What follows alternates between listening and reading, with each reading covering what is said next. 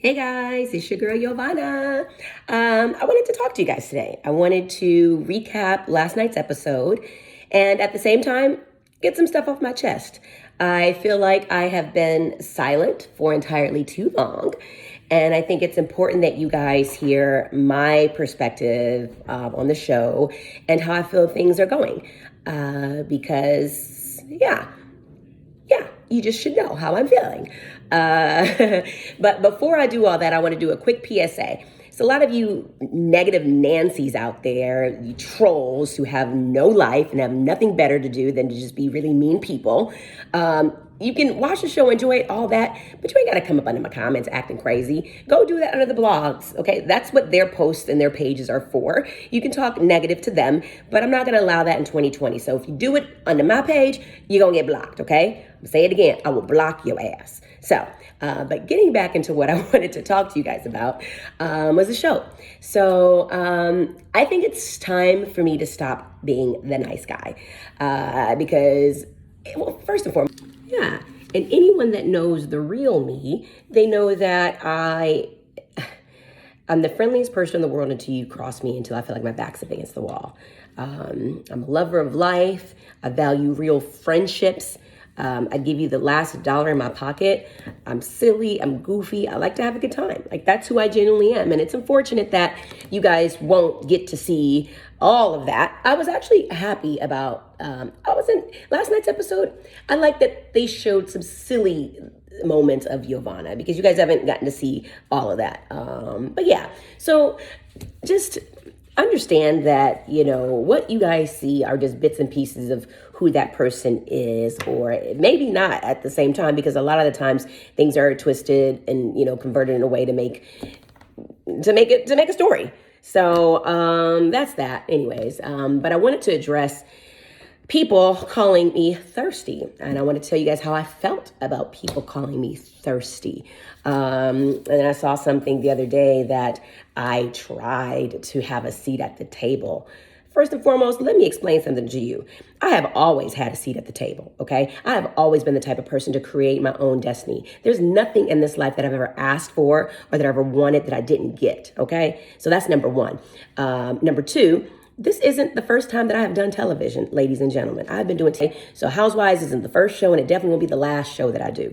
So you damn right. I have created my own seat at my own table, and I will continue to do that. So keep watching, bitch. So that's that on the thirsty regard. So if that makes me thirsty, then bitch, I'll be thirsty. But yeah, the next thing that people have been saying is, you ain't even a peach holder. You're not even a full-time cast member. You're not even a friend. Well, bitch, you've been saying my name since the season started. So peach or no peach, I'm involved, okay? You keep tuning in every Sunday, right? You entertained, right? I'm doing something, right? With this one, saying less means more. So I'll say less on that one. But yeah, getting into last night's episode. So I want to go back to the scene with me, Candy, and Portia.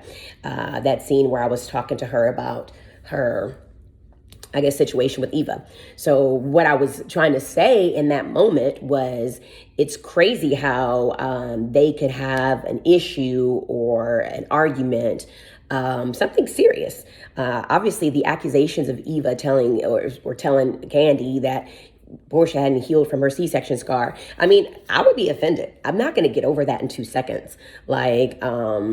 And that's what happened. Like, within an hour, they were over it and everything was cool. And I'm like, okay, so you can forgive her that quickly, but why did it take y'all like 6 months to even talk back to Nene? Like, what she do, was it considered worse?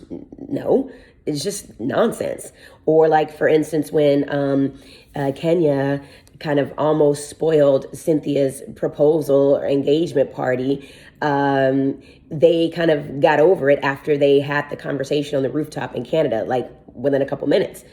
But yet Nene and Cynthia are still not 100% good. So it's like, I feel like these girls play by two different set of rules. Like, they've got a set of rules for how they can do things, but then certain girls in the group don't apply to those same rules, if you guys know what I'm trying to say. And I want to give you guys more scenarios, but I want to let the show play out a little bit more, and I'll come back to this. But that's what I meant in that moment. Like, I just don't feel like that's real. In my book, I'm not going to get over something just like that. We can talk about it, and then once we do, but I don't know. Like I said, we'll talk about this another time. The next one. Oh. So the next thing I want to talk about is when your girls lured me into a dark corner. It was almost like they wanted to try to jump me. But nah, I was peeping game. A lot of you guys said that I handled my own. I feel like I did. And this is the thing, Portia was saying, yeah, if it's a snake, and you keep poking, they're gonna nut up, or they're gonna bite back. Nah, you keep poking, and I'm gonna snap. That's what I'm gonna do. Like, look, I'm not the type of chick that backs down to anything. You're not gonna keep asking me something over and over and over again, and I give you an answer and then try to intimidate me, or like it's like a gang up session. Like, I can hold my own at the end of the day, new girl or not. And like I said, you guys will see a little bit of that next episode. But like I said, I normally am not like that. It takes a lot to bring that side out of me out. But if I need to, I will. So, yeah. But those are just a couple of things that I wanted to talk about. Just to give you guys insight on what I'm feeling about the show. So I'll try to do this, anytime there's something for me to talk about. But I appreciate y'all listening. Subscribe to my YouTube channel, and I hope you have a great day. Bye.